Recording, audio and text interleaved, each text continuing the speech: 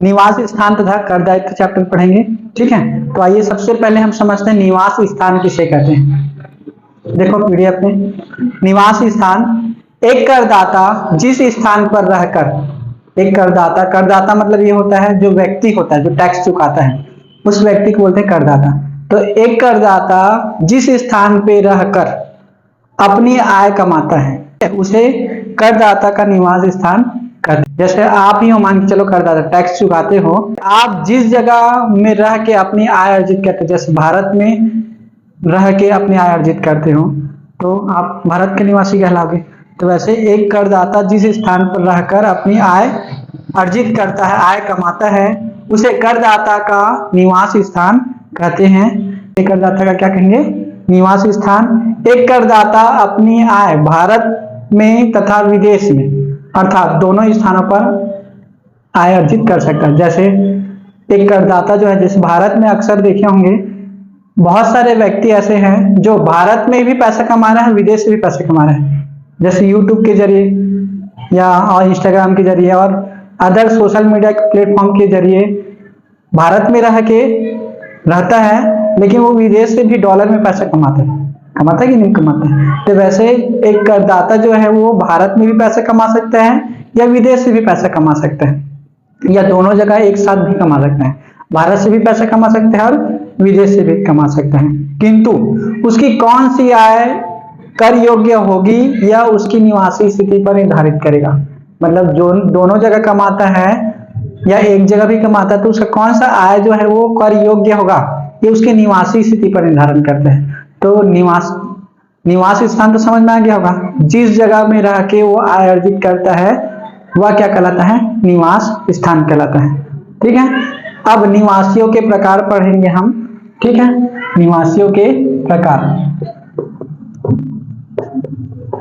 निवासियों के प्रकार। तो निवासी तीन प्रकार के होते हैं। पहला बोला जाता है उसको साधारण निवासी।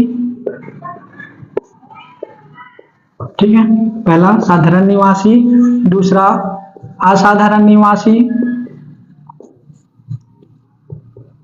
और तीसरा होता है अनिवासी।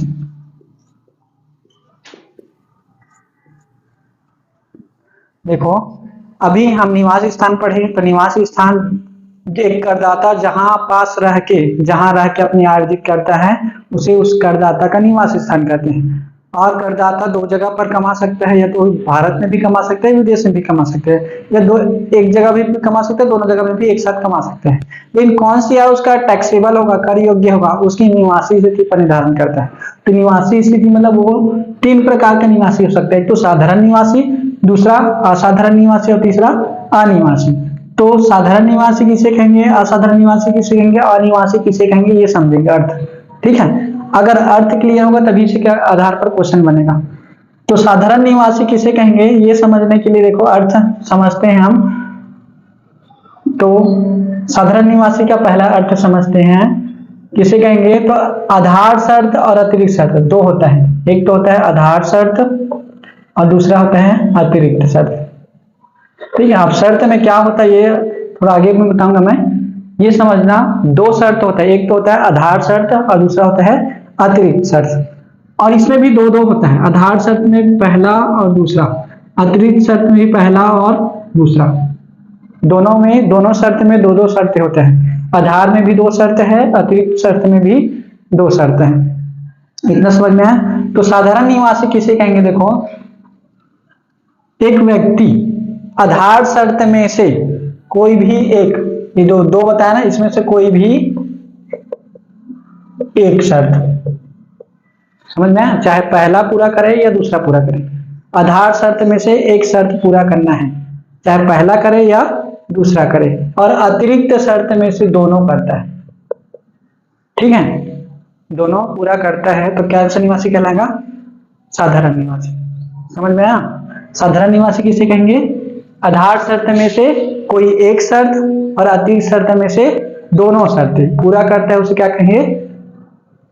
साधारण निवासी। अब असाधारण निवासी किसे कहेंगे? तो सेम इसमें भी होगा, आधार शर्त और अतिरिक्त शर्त, आधार में भी दो, अतिरिक्त में भी दो। ठीक है, तो आधार में कितना?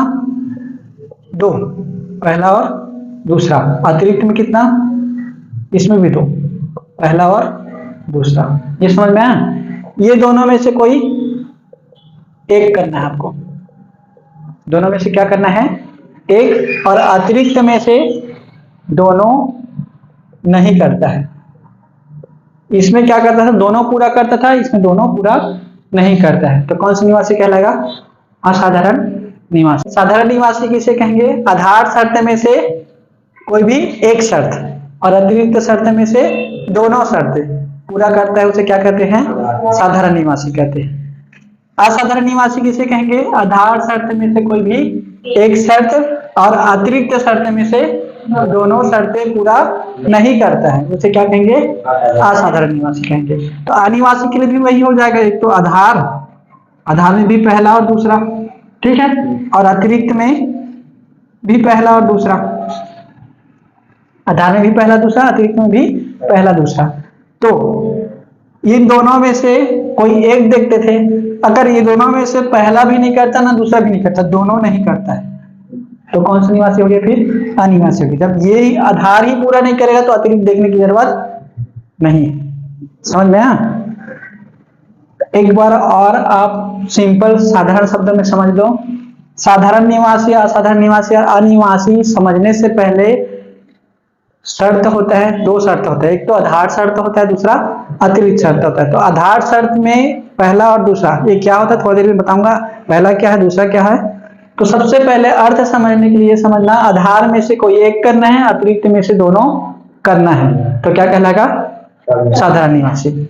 असाधारण किसे कहेंगे, आधार में से कोई एक और अतिरिक्त में से दोनों नहीं करता है, वो क्या कहलाएगा, असाधारण निवासी।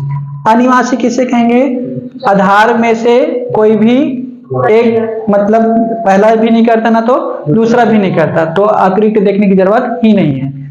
आधार जब पूरा करेगा तब अतिरिक्त देखना है, आधार पूरा नहीं करता है तो क्या हो गया, वो अनिवासी हो गया। इतना समझ में निवासी के प्रकार क्लियर हुआ। अभी तक में हम ये पढ़े निवास स्थान किसे कहते हैं, अब निवासियों के प्रकार पढ़े। तो 3 प्रकार के निवास, एक तो है हमारा साधारण निवासी, असाधारण निवासी और अनिवासी। अब हम देखेंगे, अभी इसमें भी ये बताया मैं, आधार शर्त क्या होता है, अतिरिक्त शर्त, 2 शर्त बताया ना, तो दोनों में 2 बताया, पहला और दूसरा, इसमें भी पहला दूसरा। इस पहला दूसरा में शर्त क्या चीज है ये देखेंगे हम, समझ में आया? तब इसे के अकॉर्डिंग देखेंगे कि हमारा शर्त पूरा हो रहा है कि नहीं हो रहा है। तो चलिए इसको मिटा देते हैं। आधार शर्त क्या होता है और अतिरिक्त शर्त क्या होता है ये देखेंगे। अभी मैं बताया आधार शर्त में 2 होता है और अतिरिक्त शर्त में भी 2 होता है, 2 होता है। तो पहला आधार शर्त क्या होता है ये समझते हैं पहले। तो हमारा गत वर्ष, आप इस सत्र पेपर दिलाओगे तो आपका जो पेपर दिलाने वाले हो, कौन से सत्र में पेपर दिलाने वाले हो, 2025-26 में। अभी 2025 में पढ़ रहे हो, लेकिन आपका पेपर कब होगा, 2026 में होगा। तो ये आपका कर निर्धारण वर्ष कहलाएगा, ठीक है, असेसमेंट ईयर बोलते हैं इंग्लिश में, हिंदी में कर निर्धारण वर्ष। तो आपका गत वर्ष मतलब समझते जस्ट आपका बीत चुका है। तो कौन सा वर्ष बीत चुका है आपका, जो सेकंड ईयर में पेपर दिलाए हो, कौन सी ईयर में दिलाए हो, 24-25 में दिलाए हो, तो आपका गत वर्ष कौन सा होगा, 2024-25, ठीक है। तो गत वर्ष में भारत में स्थिति, तो भारत में 182 दिन रहा हो, पहला आधार शर्त ये। जो प्रश्न में जो व्यक्ति दिया रहेगा, जो करदाता दिया रहेगा, उसको देखना है गत वर्ष में। गत वर्ष मतलब 2024-25 में। एक साल कितने दिन का होता है पता है, कितने दिन का होता है, 365 दिन का होता है। 365 दिन में भारत में वो रहना चाहिए 182 दिन, तब पहला आधार शर्त पूरा हुआ। अगर वो 182 दिन नहीं रहता है, मान के चलो 181 दिन रहता है, 365 दिन में 181 दिन भारत में रहता है, तो वो पहला आधार शर्त पूरा नहीं किया है। ऐसी स्थिति में हम दूसरा आधार शर्त देखेंगे, ठीक है। दूसरा आधार शर्त देखेंगे तो दूसरा आधार शर्त होता है गत वर्ष कौन सा है, 2024-25 में भारत में कम से कम 60 कितना दिन, कम से कम मतलब समझ में आता है, 60 से ऊपर हो सकता है लेकिन 60 से नीचे नहीं हो सकता। कम से कम कितना दिन होना चाहिए, 60 दिन। और विगत वर्ष विगत 4 वर्ष में 365 दिन। अब गत वर्ष तो समझ में आ गया होगा, जैसे पिछले साल को गत वर्ष बोलते हैं। विगत वर्ष किसे कहते हैं ये समझो, तो गत वर्ष को छोड़ के उससे पहले का साल, गत वर्ष को छोड़ के उससे पहले का साल। जैसे हम गत वर्ष को छोड़ेंगे तो गत वर्ष कौन सा 2024-25, उससे पहले 4 साल तक, उससे पहले 4 साल कौन कौन सा होगा, 2023-24 होगा एक साल, 2022-23, फिर 2021-22 और 2020-21। इन 4 साल में मिला के होना चाहिए, कितना होना चाहिए टोटल 365 दिन। ये था आपका सेकेंड आधार शर्त पहले। लेकिन अगर दोनों में से कोई एक पूरा करना चाहिए, दोनों में से एक पूरा करना चाहिए। अगर पहला वाला पूरा कर देता है, 182 दिन कर देता है, तो सेकंड देखने की जरूरत नहीं है। लेकिन वो करदाता जो है गत वर्ष में 182 दिन न रह के 90 दिन रहता है, तो पहला आधार शर्त पूरा हुआ क्या? नहीं हुआ। पहला आधार शर्त पूरा नहीं हुआ। लेकिन दूसरा आधार शर्त देखना पड़ेगा हमें। तो दूसरा आधार शर्त के अकॉर्डिंग होना चाहिए गत वर्ष में कम से कम 60, तो कम से कम 60 से तो ऊपर है, कितना दिन हुआ? 90 दिन। तो 90 दिन हुआ तो फिर गत वर्ष का तो हो गया, अब विगत 4 वर्ष और देखेंगे।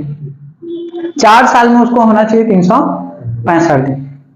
अगर है तब वो आधार शर्त में से कोई एक शर्त पूरा किया है, तब हम अतिरिक्त देखेंगे। और अतिरिक्त दोनों पूरा कर देता है तो कौन सा निवासी कहलाएगा?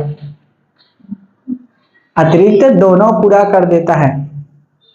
आधार में से कोई एक किया, चाहे पहला करे चाहे दूसरा करे, लेकिन अतिरिक्त में से दोनों पूरा कर देता है, कौन सा निवासी कहलाएगा? साधारण निवासी कहलाएगा। अगर वो अतिरिक्त में से दोनों पूरा नहीं करता है, सिर्फ आधार बस किया है, आधार में से कोई एक कर दिया और अतिरिक्त में से दोनों पूरा नहीं करता है, तो कौन सा निवासी? असाधारण निवासी। और आधार में से ना तो पहला पूरा किया ना दूसरा पूरा किया, तो कौन सा निवासी कहलाएगा? अनिवासी कहलाएगा। ये निवासी के प्रकार समझ में आया?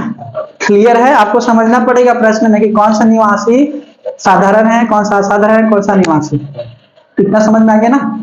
अब ये आधार हो गया। अब हम देखेंगे हम अतिरिक्त शर्त। अभी मैं बताया था आधार के अलावा और क्या होता है? अतिरिक्त भी होता है। अतिरिक्त शर्त भी कितना होता है? 2 होता है, पहला और दूसरा।